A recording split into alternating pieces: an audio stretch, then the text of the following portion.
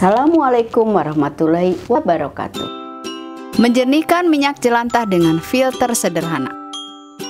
Di video saya sebelumnya, saya sudah membagikan pengalaman bagaimana menjernihkan minyak jelantah dengan bahan kimia, yaitu dengan H2O2 atau hidrogen peroksida. Kali ini saya akan membagikan pengalaman menjernihkan minyak jelantah dengan filter sederhana, yang salah satu bahan penjernihnya berbahan kimia juga, yaitu KOH atau kalium hidroksida atau potasium hidroksida, serta bahan yang kedua yaitu NaOH atau natrium hidroksida, atau kalau di masyarakat sih disebutnya soda api. Nah, gimana metode menjernihkannya dan gimana hasilnya? Yuk pantengin terus video tutorialnya berikut ini.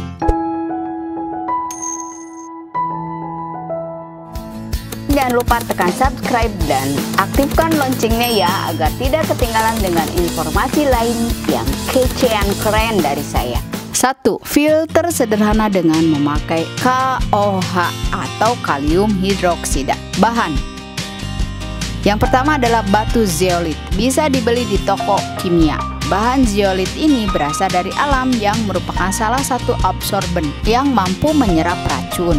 Kemudian bahan berikutnya adalah arang aktif yang kasar dan halus. Biasa dipakai untuk penjernih air akuarium, bisa dibeli di toko ikan hias atau bisa juga dibeli secara online. Arang aktif ini dipakai dua macam, yaitu yang kasar dan yang halus butirannya. Kemudian bahan berikutnya adalah KOH atau kalium hidroksida atau potasium hidroksida. Bisa dibeli di toko bahan kimia atau dibeli secara online. Kisaran harga sekitar 55-60 ribu per kilo. Tapi yang dipakainya super sedikit. Kemudian penyaring teh yang rapat. Cara membuat: masukkan batu zeolit sekitar 6-8 sendok makan ke dalam botol kaca ukuran 1 liter. Kemudian masukkan arang aktif kasar 4 sendok makan ke dalam botol kaca. Masukkan 900 ml minyak jelantah ke dalam botol kaca yang berisi batu zeolit dan arang aktif tersebut. Arang aktifnya gunakan yang kasar ya bunda. Biarkan sekitar 1 jam. Hasilnya seperti ini. Minyak jelantah masih tetap buram, hitam dan butek. Masukkan 4-5 sendok makan batu zeolit ke dalam botol kaca yang kedua. Masukkan arang aktif yang halus sekitar 4 sendok makan ke dalam botol kaca yang kedua ini. Dengan memakai penyaring teh yang rapat, masukkan minyak jelantah di botol pertama yang tadi kita buat ke botol kaca yang kedua.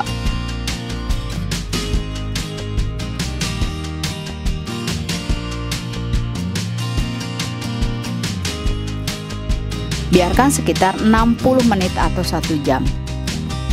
Setelah 1 jam lalu masukkan ke botol kaca yang ketiga memakai kertas penyaring minyak.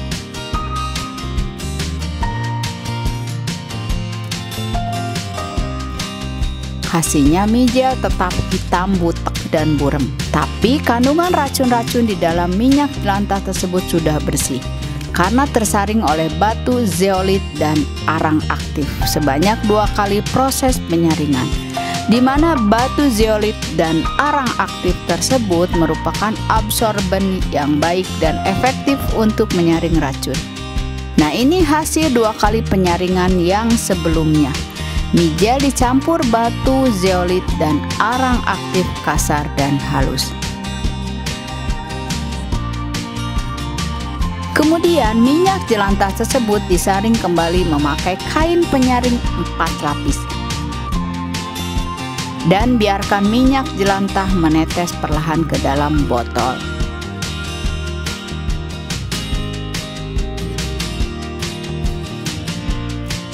Hasilnya lebih jernih sedikit, namun lama-kelamaan tetap hitam, butek dan buram.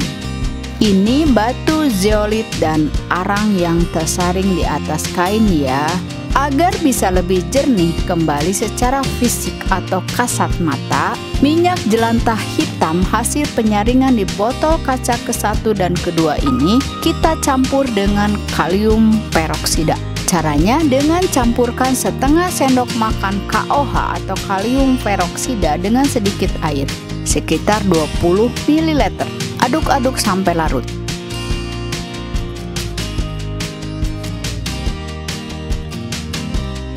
Lalu tuangkan ke dalam botol kaca yang berisi minyak jelantah hasil 2 kali penyaringan tadi dengan batu zeolit dan arang aktif kasar dan halus ini.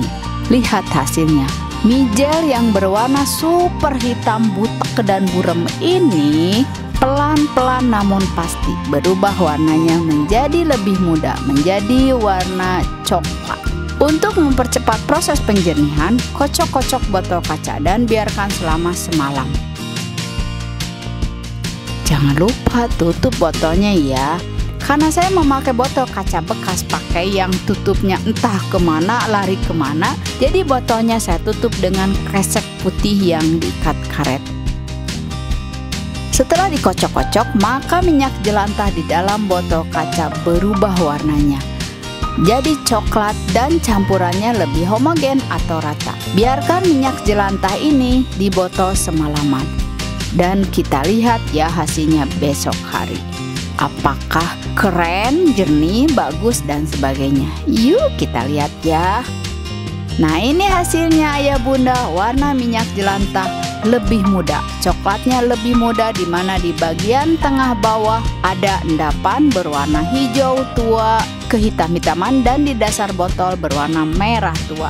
Jadi dalam satu botol kaca yang ketiga ini ada 3 warna, coklat muda, hijau tua agak hitam, dan warna merah tua. Nah ini saat dibandingkan dengan minyak jelantah yang belum diolah atau dijernihkan. Ada perbedaan mencolok ya, terlihat kalau warna minyak jelantah yang dijernihkan dengan filter sederhana tadi, hasilnya secara fisik jauh lebih jernih dan lebih bersih serta lebih muda warnanya.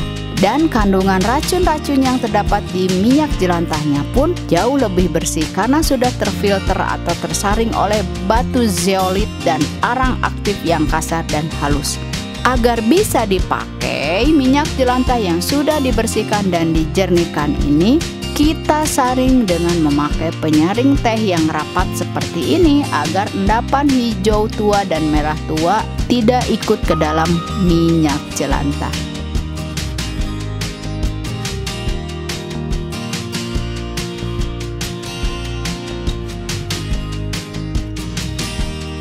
Nah hasilnya seperti ini, jauh lebih jernih dan lebih muda ya warnanya jika dibandingkan dengan minyak jelantah sebelumnya yang warnanya hitam butek dan buram. Ini perbedaan antara minyak jelantah yang sudah dijernihkan dengan filter sederhana tadi yang memakai KOH atau kalium hidroksida dan minyak jelantah yang belum dijernihkan. Perbedaan warnanya yang sangat mencolok, tapi ingat ya, meski sudah jauh lebih jernih dan lebih bersih, karena proses penjernihannya memakai bahan kimiawi yaitu kalium hidroksida, maka mie gel ini hanya dipakai untuk membuat sabun cuci piring, sabun cuci baju, sabun batang untuk souvenir, dan untuk pembuatan lilin hias. Untuk video tutorial cara pembuatan aneka sabun dan aneka lilin dari minyak jelantah yang sudah dijernihkan, tetap stay tune di channel ini ya, karena insya Allah saya akan membagikan info dan pengalaman cara membuat aneka sabun dan aneka lilin dari minyak. Kedua, filter sederhana dengan memakai NaOH atau natrium hidroksida.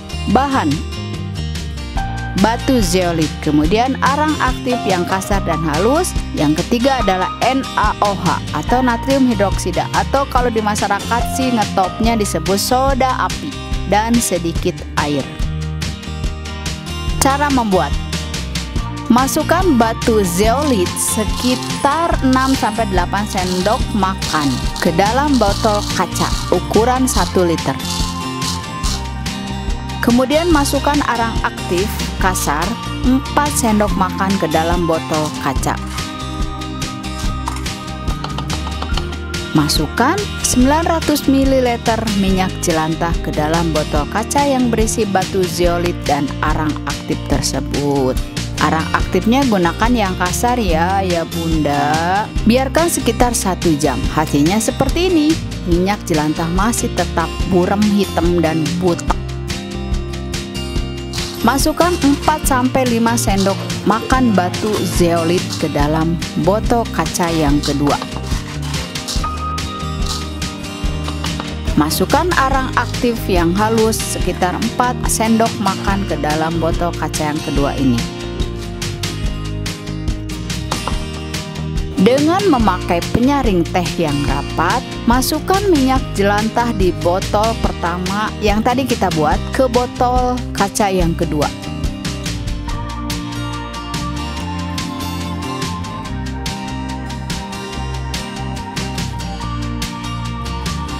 Biarkan sekitar 60 menit atau 1 jam. Setelah 1 jam lalu masukkan ke botol kaca yang ketiga memakai kertas penyaring minyak.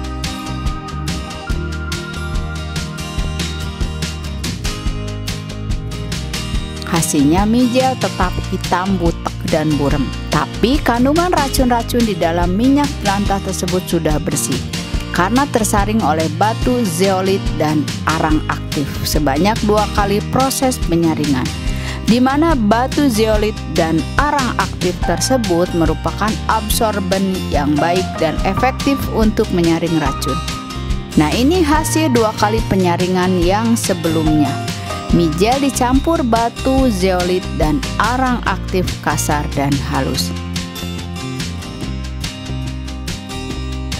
Kemudian minyak jelantah tersebut disaring kembali memakai kain penyaring 4 lapis. Dan biarkan minyak jelantah menetes perlahan ke dalam botol.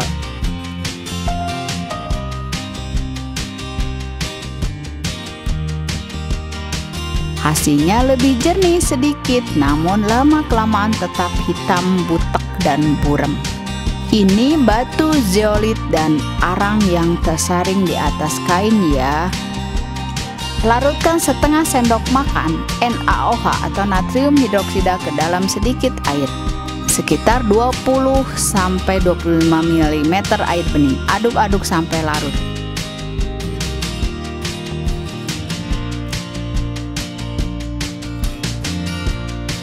Setelah larut, tuangkan ke dalam botol kaca yang ketiga yang berisi minyak jelantah yang sudah disaring 2 kali tadi.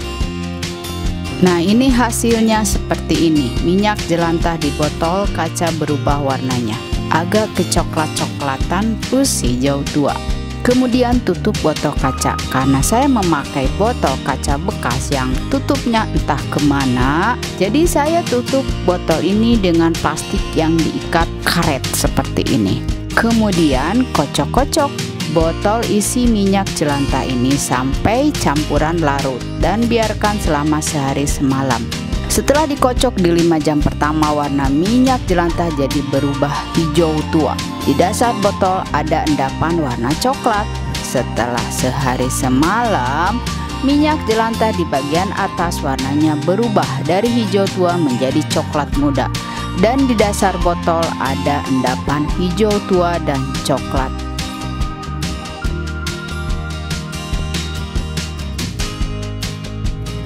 Saat dituangkan ke wadah plastik sambil disaring, warna minyak jelantah jauh lebih muda, lebih jernih, lebih bersih dibandingkan dengan minyak jelantah sebelum difilter 2 kali dan dicampur NaOH.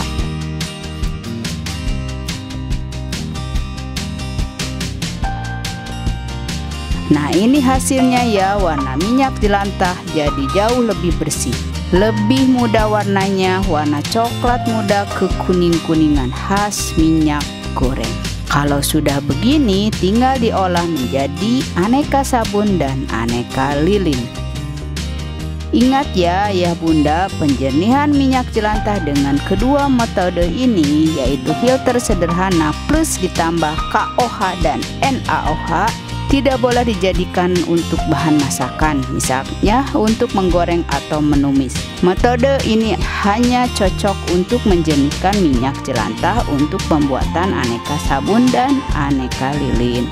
Untuk video tutorial pembuatan sabun dan lilin dari minyak jelantah, Tetap stay tune di channel ini ya, karena insya Allah saya akan berbagi tutorial cara membuat aneka sabun dan aneka lilin dari minyak jelantah. Nah itu ayah bunda cara menjernihkan minyak jelantah dengan filter sederhana. Selamat mencoba, semoga berhasil ya. Wassalamualaikum warahmatullahi wabarakatuh.